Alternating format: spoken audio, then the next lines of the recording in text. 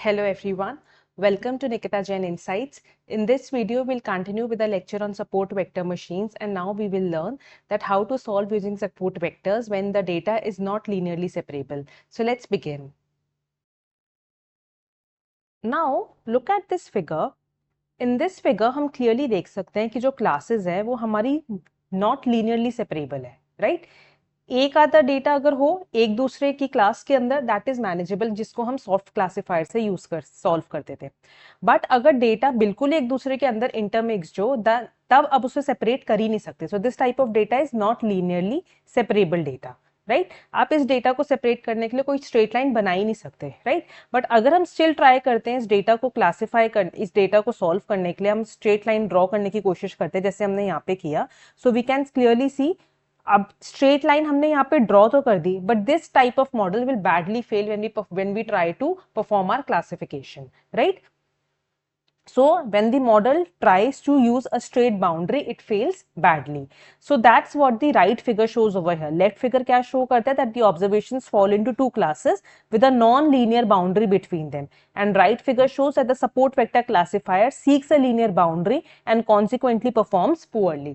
तो इस केस में जो हमारा ये linear SVM है, linear SVM का क्या मतलब है? जब हम एक linear boundary को use कर रहे हैं to separate our data into two classes, where the data is not linearly separable, then it performs really very poorly, right? So linear support vector machines performs very poorly in the case when the data is not linearly separable, right? अब real world data हमें पता है कि often it is non linear, right. Linear तो बहुत rare case में होगा. जो एक्चुअल हमारे पास डेटा होगा real world data, that is most of the cases में वो क्या होगा, non linear type of data होगा, राइट. तो हमारे पास सोल्यूशन क्या है? सो इस टाइप के सिनेरियो के लिए हम क्या यूज करते हैं, instead of going to the previous model हम यहाँ पे थोड़े मॉडल को चेंज कर देते हैं, राइट. तो बेसिकली हम क्या करते हैं यहाँ पे, वी चेंज द फीचर्स. और क्यों फीचर्स को चेंज करते हैं? In order to transform them into a higher dimension. हम क्या करते हैं, हम डेटा को, अपने फीचर्स को इस तरीके से ट्रांसफॉर्म करेंगे into a higher dimension.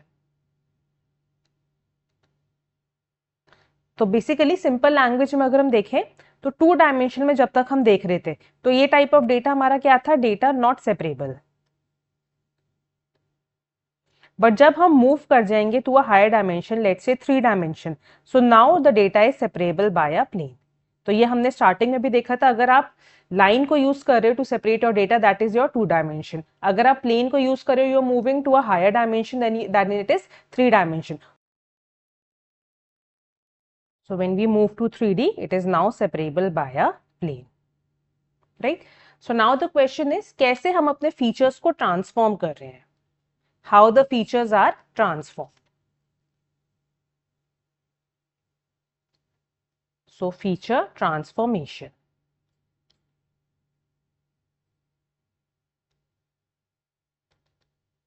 Feature transformation में क्या है? ओरिजिनली हमने देखा था जो भी हमारे फीचर्स थे वो इस टाइप से थे, x1, x2, x3, so on up to some xp, right. Now हम इसमें ऐड करते हैं new features. Now we add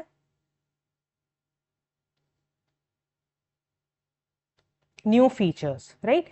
हम क्या क्या फीचर्स इसमें ऐड करते हैं, हम इन्हीं फीचर्स का स्क्वायर ऐड करते हैं. जो भी हमारे ओरिजिनल फीचर्स थे हम उसी का स्क्वायर ऐड कर रहे हैं, right? So now my new feature set becomes, so new feature set becomes, आपके पास ओरिजिनली ये वाला तो है ही x1, अब इसका स्क्वायर और ऐड हो गया. सिमिलरली x2 तो पहले से था ही, अब उसका स्क्वायर ऐड हो गया. सो ऑन xp तो पहले से था ही फीचर में, अब उसका स्क्वायर ऐड हो गया, राइट. सो बेसिकली हम क्या कर रहे हैं, we are giving the model more power in order to draw the complex shapes और the complex curves.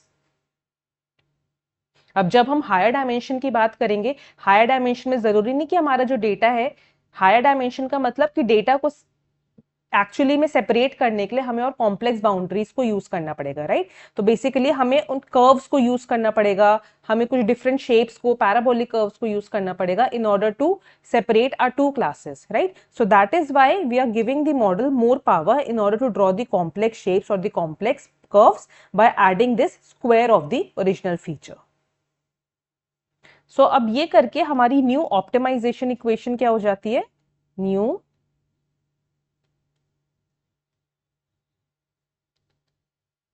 Optimisation equation. So now अब तक हमारा क्लासिफायर क्या था, Y I beta naught beta one X I one up to sum beta P X I P. अब beta one ये वाला तो फीचर रहेगा ही जो आपका लीनियर वाले फीचर के लिए है।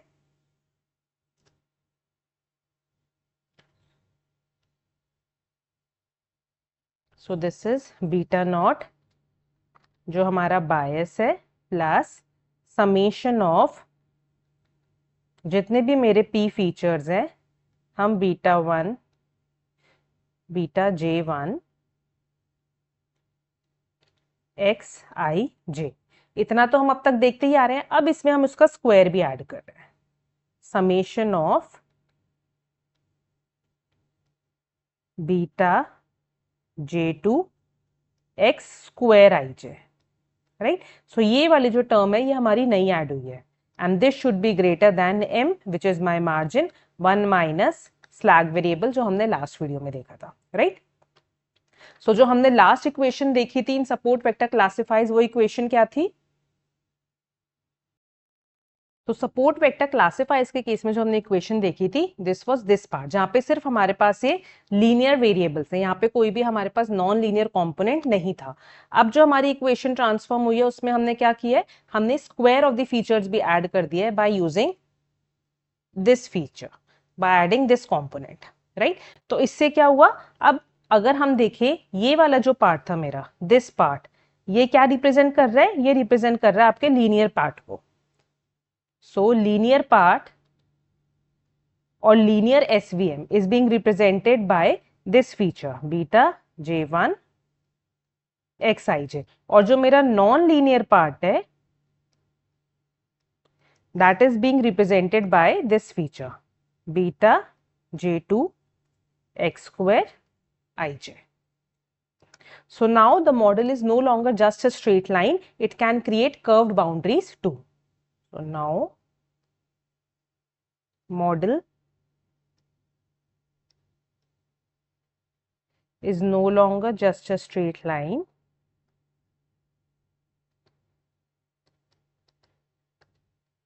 it can create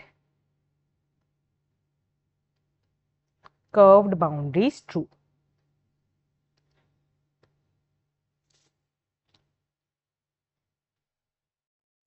So let's say for example अगर मेरे पास कुछ इस टाइप की इक्वेशन है,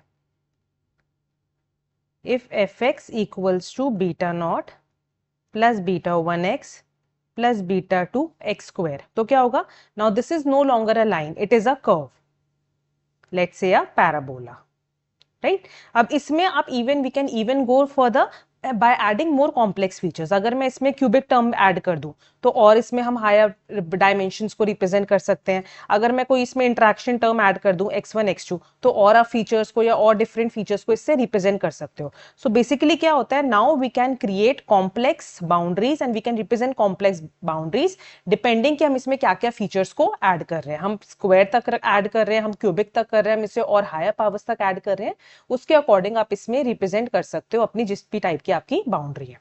so we can create more complex boundaries by using this factor.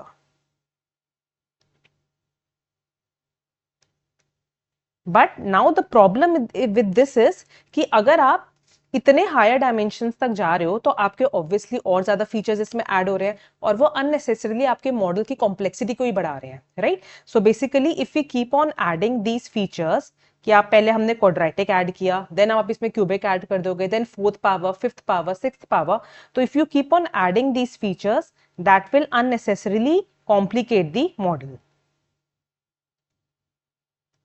and ultimately the model becomes messy.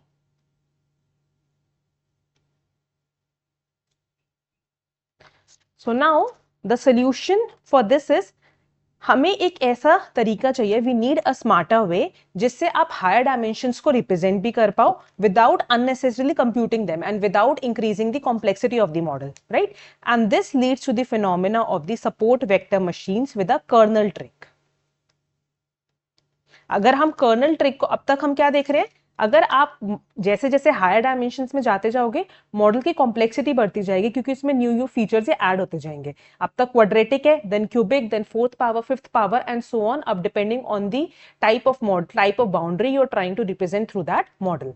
But in order to avoid this confusion, or in order to make the model messy, what we can do is we switch on to a new technique which is support vector machines using the kernel trick, right? So अब तक हमने क्या देखा? हमने देखा linear SVM को हम use नहीं कर सकते in order to represent our non linear data. Then हमने फीचर्स को अपने ट्रांसफॉर्म किया, देन हमने उसमें स्क्वायर्ड पॉलिनोमियल टर्म्स ऐड करे, जैसे हमने अपनी इक्वेशन में देखा।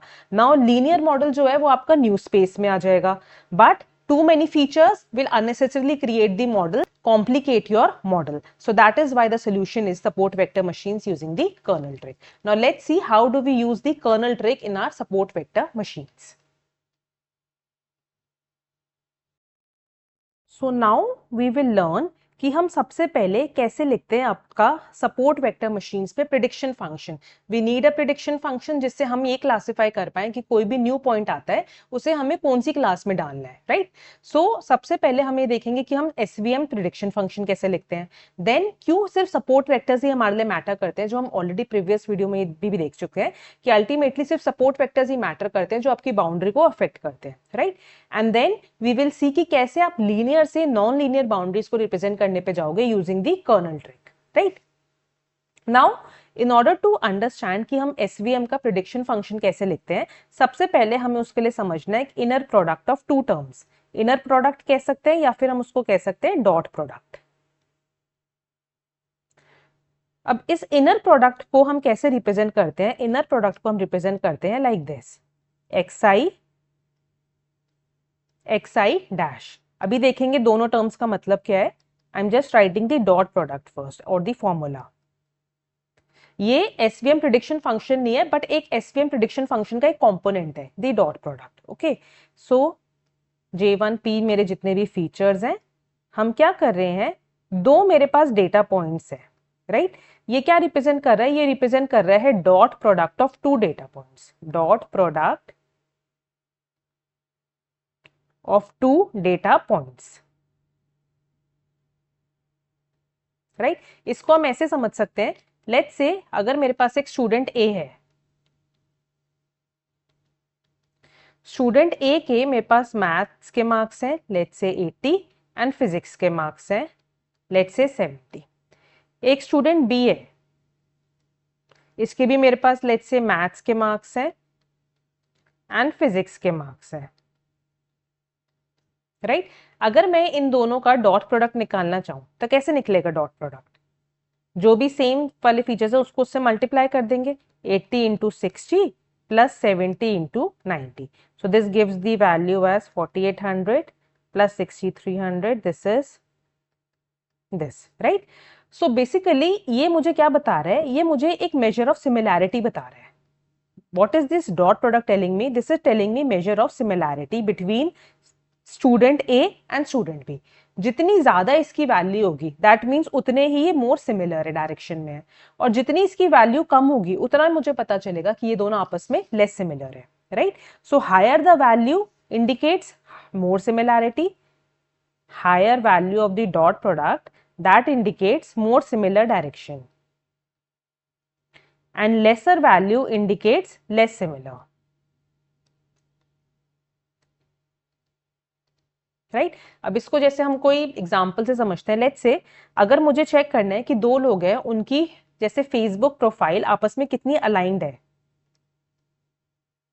How aligned are two people's Facebook profiles, right? अब ये कॉमनली यूज होता है जैसे अब आपके रिकमेंडेशन सिस्टम्स हो गए, या फेस सिमिलैरिटी हो गया, टेक्स्ट सिमिलैरिटी हो गया। तो अगर मुझे चेक करना है दो लोगों की फेसबुक प्रोफाइल आपस में कितनी सिमिलर है, तो हम कुछ कॉमन फीचर्स का डॉट प्रोडक्ट ले लें। जितनी ज्यादा वैल्यू है दैट मीन्स मोर सिमिलर, जितनी कम value that indicates less similar, right? So this is the meaning of the dot product. अब डॉट प्रोडक्ट हमने देख लिया क्या होता है। अब इसके बेसिस पे हम सबसे पहले लिखते हैं हमारा सपोर्ट वेक्टर मशीन्स में प्रिडिक्शन फंक्शन। तो सपोर्ट वेक्टर मशीन्स में प्रिडिक्शन फंक्शन हम कैसे लिखते हैं? एसवीएम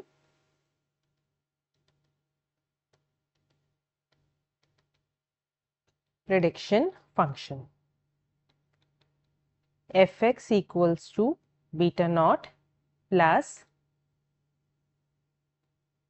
i इक्वल्स टू 1 से n तक, n is denoting the number of observations.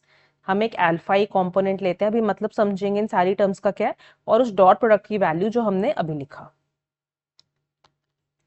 So dot product was between xi and xi dash, right. So this is my SVM prediction function. So basically सबसे पहले समझते हैं कि हम क्या करने की कोशिश कर रहे हैं यहाँ पे। So what are we trying to do over here is, ये जो SVM है, गोल ऑफ SVM क्या है? गोल ऑफ SVM ये है कि हमें ये डिसाइड करना है कि अगर मेरे पास कोई न्यू पॉइंट आया, let's say this new point, तो ये न्यू पॉइंट क्लास A को बिलोंग करेगा या ये न्यू पॉइंट क्लास B को बिलोंग करेगा, राइट। अब कैसे ये पता चला, ये हम ऑलरेडी प्रीवियस वीडियोस में देख चुके हैं। अगर इस fx की वैल्यू ग्रेटर देन 0 है तो ये इंडिकेट करता है कि ये न्यू पॉइंट क्लास A को बिलोंग करेगा। अगर इस fx की वैल्यू लेस देन 0 है तो ये इंडिकेट करता है कि ये क्लास B को बिलोंग करेगा। ये हम ऑलरेडी देख चुके हैं ना previous videos when we discuss about what is support vector. Now अब हम ये जो न्यू पॉइंट है, ये वाला जो मेरा न्यू पॉइंट है, इसको हम कंपेयर करते हैं। We need some important training points and take a decision based on that, right. So हम क्या कर रहे हैं यहाँ पे, compare the new point with some important training points and take a decision based on similarity, right. तो ये जो फंक्शन है यहाँ पे, दिस fx फंक्शन है, जो SVM का प्रिडिक्शन फंक्शन है, ये यही कर रहा है यहाँ पे। ये हर एक जो भी न्यू पॉइंट आता है उसको क्या करेगा, कंपेयर करेगा with some important training points, right. And then उसके बेसिस पे डिसीजन लेगा बेस्ड ऑन कि उसकी किस पॉइंट, न्यू पॉइंट की किस पॉइंट के साथ ज्यादा सिमिलैरिटी है, राइट। लेट्स से अब इन टर्म्स का मतलब समझते हैं। यहाँ पे xi क्या है, यहाँ पे मेरा ये इंडिकेट कर रहा है मेरा new data point. xi is indicating new data point. इसको साथ साथ एक एग्जांपल से भी समझते जाते हैं। लेट्स से ये इंडिकेट कर रहा है न्यू स्टूडेंट। xi डैश का इंडिकेट कर रहा है, ये इंडिकेट कर रहा है मेरा ट्रेनिंग पॉइंट। ट्रेनिंग पॉइंट कह लो या वो ओल्ड स्टूडेंट जिसका लेबल जो है वो मुझे ऑलरेडी पता है कि ये क्लास A को बिलोंग कर रहा है या क्लास B को बिलोंग कर रहा है। Old student whose label we already no.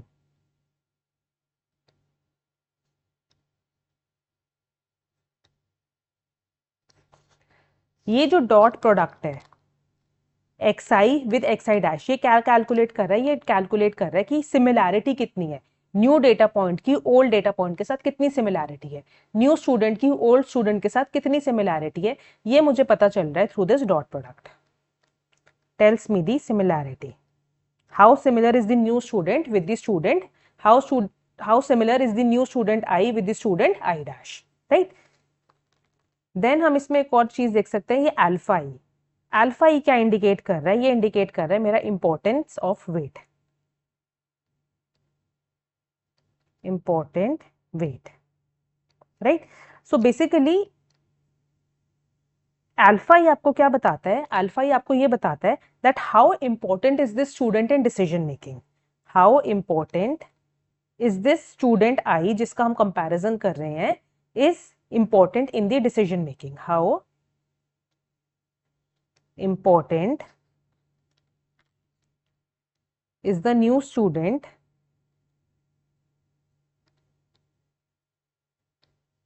to student I,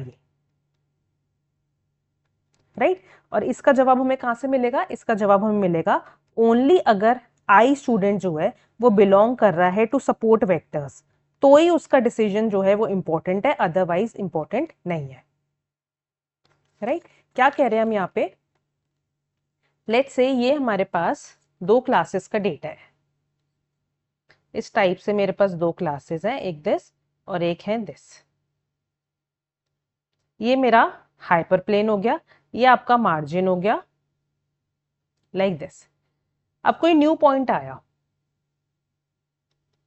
अब इस न्यू पॉइंट को इस वाले को बिलोंग कर रहा है या इस वाले को बिलोंग कर रहा है, तो हम क्या कर रहे हैं, इस न्यू पॉइंट की सबसे पहले सिमिलैरिटी कंप्यूट कर रहे हैं with my old training points, right. अब ओल्ड ट्रेनिंग पॉइंट, कुछ पॉइंट्स हमने यहां से ले लिए एंड कुछ पॉइंट्स हमने वहां से ले लिए। कौन से पॉइंट हम लेंगे? जो आपके सपोर्ट वेक्टर्स होंगे। सपोर्ट वेक्टर्स कौन से होते हैं ये हम ऑलरेडी देख चुके हैं ना प्रीवियस वीडियो।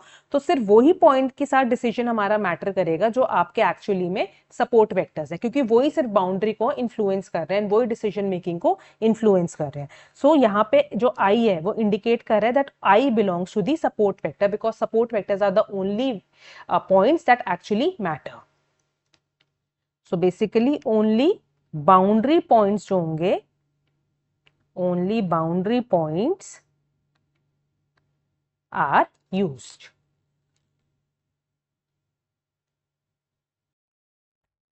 तो जो पॉइंट्स आपके बाउंड्री से सबसे ज्यादा क्लोजेस्ट हैं वही आपके क्या है, let's say the support vectors. Let's say कोई पॉइंट यहाँ पे है एंड कोई पॉइंट यहाँ पे है। So these are my support vectors, right. So basically support vector machine यहाँ पे ये कह रही है कि हम कैसे किसी भी न्यू पॉइंट को क्लासिफाई करते हैं। First, take a new point,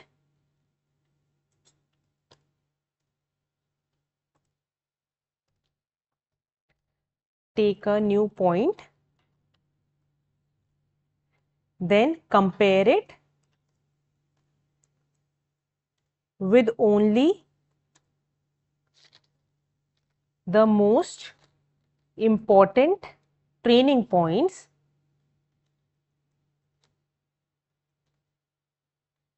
most important training points कौन से होंगे? the support vectors। देन उन सिमिलैरिटीज को हम वे कर रहे हैं। वे कैसे कर रहे हैं? यहाँ पे जो हम अल्फा आई टर्म से मल्टीप्लाई कर रहे हैं। तो सबसे पहले अब हम इक्वेशन को दोबारा देखें। तो आपने ट्रेनिंग सिमिलैरिटी कंप्यूट करी, न्यू पॉइंट आया, आपने ओरिजिनल ट्रेनिंग पॉइंट्स के साथ या वो पॉइंट के साथ जो एक्चुअली सपोर्ट वेक्टर्स है उसकी सिमिलैरिटी कंप्यूट करी। देन आफ्टर कंप्यूटिंग दी सिमिलैरिटी आपने उसको एक वेट से मल्टीप्लाई करा। देन आपने जितनी भी ऑब्जर्वेशंस है सबके साथ ये चीज करके उसका सम किया and then you make a decision. If F X comes out to be greater than 0, classify that in class A. F X comes out to be less than 0 तो उसे क्लास बी में डाल दो। Wait दो similarities,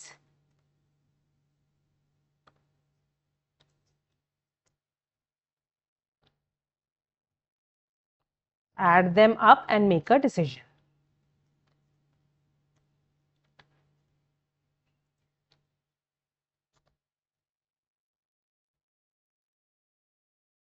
right. So यही हम कर रहे हैं हमारे सपोर्ट वेक्टर मशीन के प्रिडिक्शन फंक्शन में। F x equals to beta not plus summation of i equals to 1 से n डेटा पॉइंट्स तक alpha i multiplied by the dot product of these two, right. So ये सारी terms का हमें मतलब पता चल गया है। This denoting the similarity, this is the weight, this is the bias, right. So prediction जो होती है वो एक्चुअली में डिपेंड कर रही है similarity between the new point and the training point, right. इसको हम जैसे एक और एग्जांपल से रिलेट कर सकते हैं। लेट्स से अगर मुझे स्पैम डिटेक्शन करनी है, नाउ स्पैम डिटेक्शन में क्या होगा, instead of going with the fixed rules हम क्या कर सकते हैं, एसवीएम क्या करेगा, यहाँ पे सपोर्ट वेक्टर मशीन कंपेयर करेगा ईमेल को with the well known email जो हमारे पास ऑलरेडी है, राइट। अगर वो सिमिलर टू स्पैम दिख रही है तो उसे डाल देगा, क्लासिफाई कर देगा स्पैम। अगर वो सिमिलर दिख रही है टू नॉन स्पैम तो उसे क्लासिफाई कर देगा एज नॉन स्पैम, राइट। सो यहाँ पे जो इंपॉर्टेंट देखने वाली चीज है वो यही है कि यहाँ पे डिसीजन मेकिंग में सिर्फ आपके सपोर्ट वेक्टर्स मैटर कर रहे हैं, बिकॉज हम उन्हीं से कंपैरिजन कर रहे हैं अपने न्यू डेटा पॉइंट का, right. So important insight over here is that only the support vectors matter.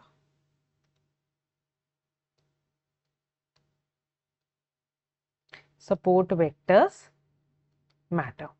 So basically in this equation,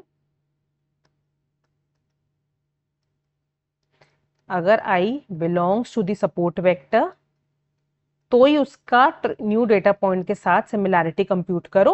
अगर आई सपोर्ट वेक्टर नहीं है तो मत करो, राइट। तो इस केस में क्या होगा, एस तो डिनोट कर रहा है मेरे set of support vectors. Let's say मेरे पास इतने सारे डेटा पॉइंट्स हैं, उसमें से मेरे पास सिर्फ 4 सपोर्ट वेक्टर्स हैं, 2 एक क्लास के एंड 2 एक क्लास के। सो न्यू डेटा पॉइंट का सिमिलैरिटी सिर्फ इन चारों से कंप्यूट होगा, राइट। बाकी जितने भी पॉइंट्स हैं उन सबके साथ सिमिलैरिटी क्या हो जाएगी, 0।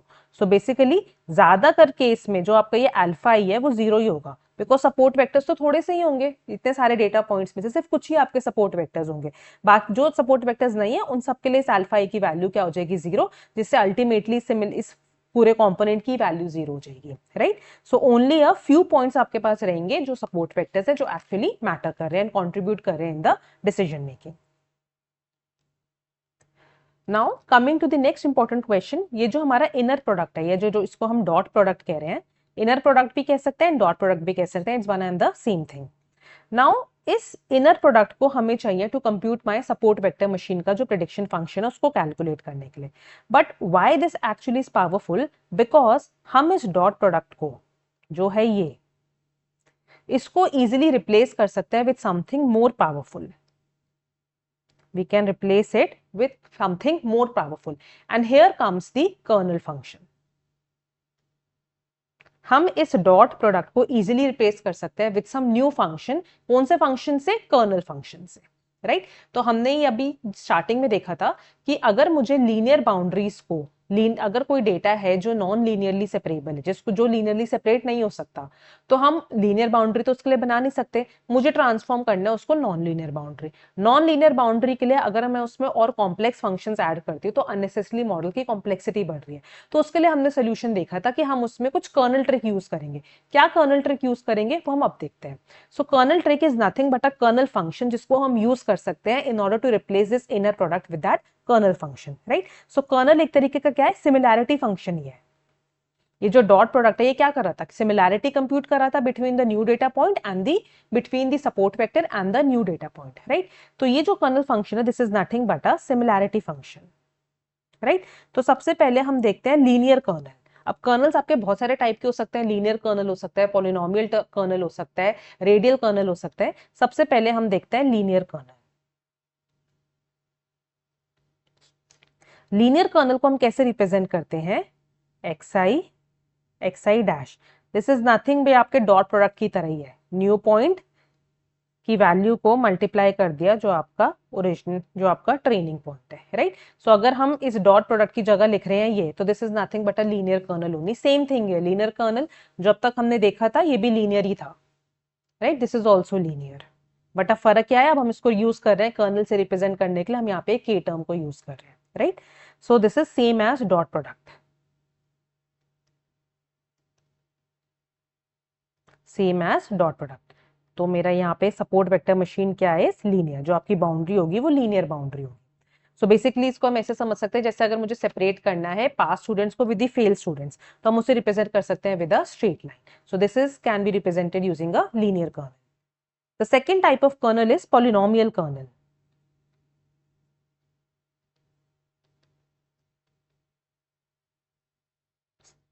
पॉलिनोमियल कर्नल को हम कैसे लिख सकते हैं,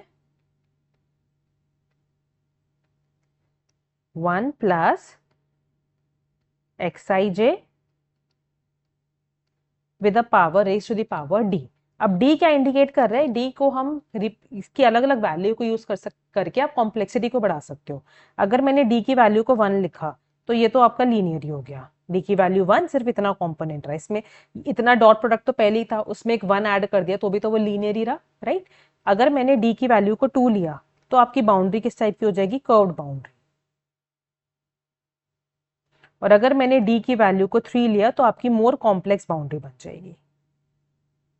तो अगर आपका जो कर्नल फंक्शन है, अगर मैं इस डॉट प्रोडक्ट को, ये वाला जो डॉट प्रोडक्ट हम लिख रहे हैं इस इक्वेशन में, दिस वन, इसको अगर मैं इस फैक्टर को अगर मैं रिप्लेस कर दूं with this kernel function, this one, तो आपका किस टाइप का कर्नल हो जाएगा, polynomial type of kernel. Let's say अगर मेरे पास कुछ इस टाइप का डेटा है, अगर मुझे क्लासिफाई करना है स्टूडेंट्स को बेस्ड ऑन 2 फैक्टर्स, एक है मेरे पास स्टडी आवर्स और एक है लेट्स से मेरे पास स्लीप आवर्स। अब इस टाइप के डेटा के लिए जो लीनियर बाउंड्री है वो तो मेरी फेल हो जाएगी, तो यहाँ पे हम यूज करेंगे पॉलिनोमियल टाइप ऑफ कर्नल जो अलाउ करेगा आपकी कर्व्ड सेपरेशन को, राइट। सो बेसिकली ये जो हम कर्नल ट्रिक यूज कर रहे हैं यहाँ पे, या जो कर्नल फंक्शन यूज कर रहे हैं, इसका मतलब क्या है that instead of converting data, हम डेटा को यहाँ पे हायर डायमेंशन में नहीं कंप्यूट करें जो हमने पहली वाली ट्रिक देखी थी जहाँ पे हम डेटा को हायर डायमेंशन में कन्वर्ट कर रहे थे। यहाँ पे हम डेटा को हायर डायमेंशन में नहीं कन्वर्ट कर रहे, इंस्टेड एक्सप्लिसिटली हम कर्नल को यूज कर रहे हैं in order to simulate that task for us, right? Instead of converting your data into a higher dimension, आप एक kernel function use कर रहे हो जो आपके लिए वो काम कर रहे हैं, right? Data आपका higher dimension में convert नहीं हो रहा। So basically original data जो था मेरे पास वो किस टाइप का डेटा था? 2D डेटा था जिसमें आप उसको डेटा को सेपरेट नहीं कर सकते। कर्नल क्या कर रहा है? कर्नल इसी को ट्रांसफॉर्म कर, ओरिजिनल डेटा मेरा 2 डायमेंशन में था जिसको हम सेपरेट नहीं कर सकते, जिसको हमने स्टार्टिंग फिगर में देखा था, राइट? वो 2 डायमेंशनल डेटा था। कर्नल ने क्या किया, उस डेटा को सेपरेट कर दिया। Kernel separates it to 3 dimensional data जो एक्चुअली में सेपरेबल है। 3 डायमेंशन में करते उस डेटा को हम सेपरेट कर सकते हैं, राइट? बट एक्चुअली में हम कंप्यूट नहीं कर रहे 3 डायमेंशन, एक्चुअली में हम जस्ट कंप्यूट कर रहे हैं kernel, right? So basically original data 2 dimension था जो इनसेपरेबल था, आपने कर्नल को यूज करा, उसने उस डेटा को 3 डायमेंशन में कन्वर्ट कर दिया। 3 डायमेंशन डेटा में कन्वर्ट करते ही अब वो डेटा सेपरेबल है, राइट? बट एक्चुअली में हम 3 डायमेंशन नहीं कंप्यूट कर रहे, हम सिर्फ कर्नल को यूज कर रहे हैं in order to simulate that task for us, right? So basically जब हम इस कर्नल फंक्शन को यूज कर रहे हैं, ये अलाउ कर रहा है मुझे to represent non linear boundaries, non linear boundary, right? तो अब जो मेरा प्रिडिक्शन फंक्शन है वो क्या बन गया, beta not plus I will belong to the support vector alpha I, and यहाँ पे क्या सब्स्टिट्यूट हो गया, कर्नल फंक्शन। अब ये कर्नल फंक्शन आपका कुछ भी हो सकता है, लीनियर हो सकता है जो हमने अभी देखा, पॉलिनोमियल हो सकता है जो हमने अभी देखा। अब हम देखेंगे third type of function which is radial kernel, right? So radial kernel क्या होता है, जहां पे हम एक्सपोनेंशियल डेटा को रिप्रेजेंट करने के लिए, सो रेडियल कर्नल की क्या इक्वेशन होती है, xi dash exponential of, this is gamma which is nothing but a positive constant, importance देखेंगे अभी इस गामा की क्या है, समेशन ऑफ जो भी ओरिजिनल डेटा पॉइंट, जो भी न्यू डेटा पॉइंट है, माइनस जो भी आपका सपोर्ट वेक्टर है उसके साथ उसका डिफरेंस का square, and that's it. So this represents my radial type of kernel. So basically यहाँ पे क्या यूज कर रहे हैं, ये जो फैक्टर है यहाँ पे, ये जो टर्म है, ये रिप्रेजेंट कर रहा है मेरा distance squared between the 2 points, right? So अगर मेरा डिस्टेंस बहुत ज्यादा स्मॉल है, if distance is small, then the value of this overall function becomes close to 1. And if the distance is large, then the value of this function becomes close to 0. So basically radial kernel आपका ये measure करता है that how close are actually the 2 points. New point और जो support vector है वो आपस में कितने close हैं, उनको अगर मुझे check करना, for that we can use the radial kernel. Radial kernel measures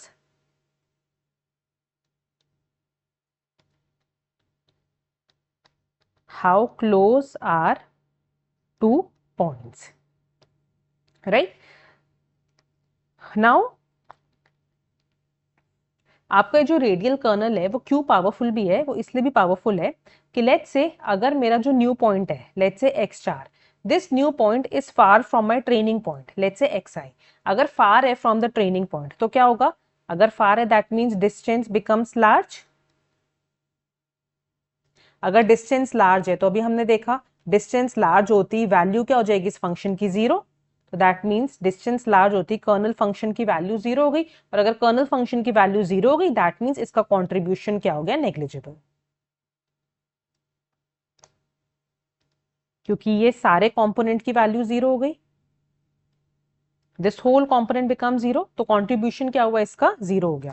तो इसलिए दो पॉइंट्स का अगर मुझे पता करना हो कि वो आपस में कितने क्लोज है या नहीं, ये हम चेक कर सकते हैं यूजिंग द रेडियल कर्नल, जो आपको ये बताएगा कि सिर्फ जो आपके नियर बाय पॉइंट्स है वो ही मैटर कर रहे हैं, क्योंकि अगर पॉइंट बहुत ज्यादा फार होगा तो अल्टीमेटली उसका कॉन्ट्रीब्यूशन जीरो ही हो जाएगा। तो ये रेडियल कर्नल से हमें ये पता चल रहा है, इसको हम आरबीएफ से भी रिप्रेजेंट कर सकते हैं short form, that only nearby points matter.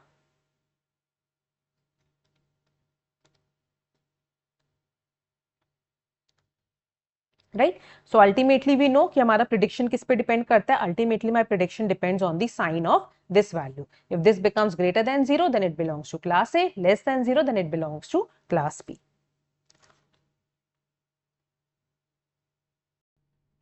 अब हम आरबीएफ को एक और टर्म से डिनोट करते हैं, that it is local.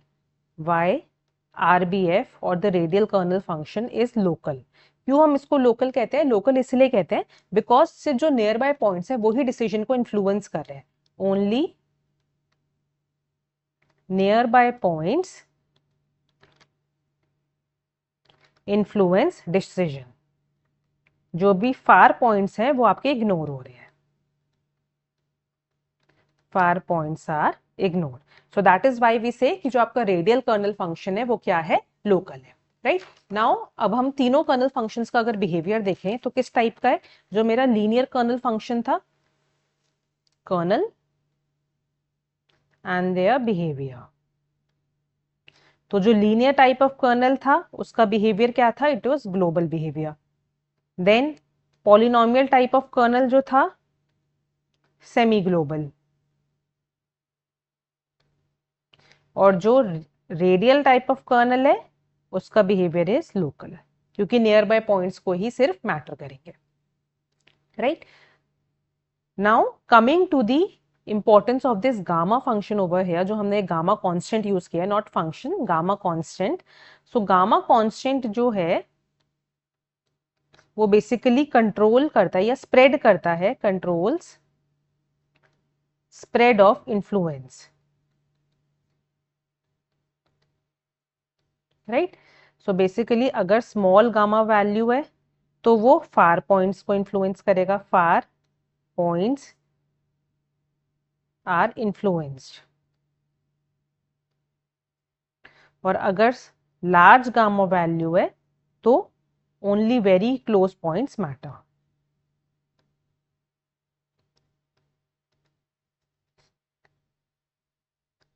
Right, so now from this हम क्या कंक्लूड करते हैं? That why kernels are important? Kernels are important in order to handle non linear data. So kernel function आपका एग्जैक्टली क्या कर रहा है? कर्नल्स are important to handle non-linear data. Non-linear data means ऐसा डेटा जिसको आप सेपरेट नहीं कर सकते. We need higher dimensional features.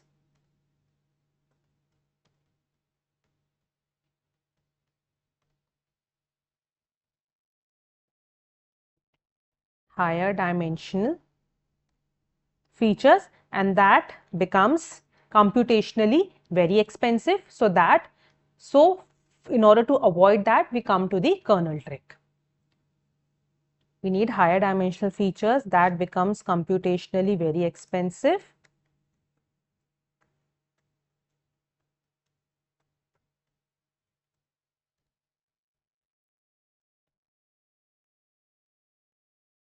Hence we come to the kernel trick,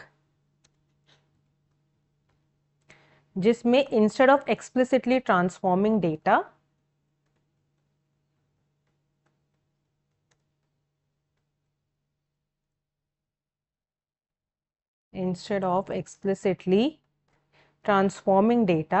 we directly compute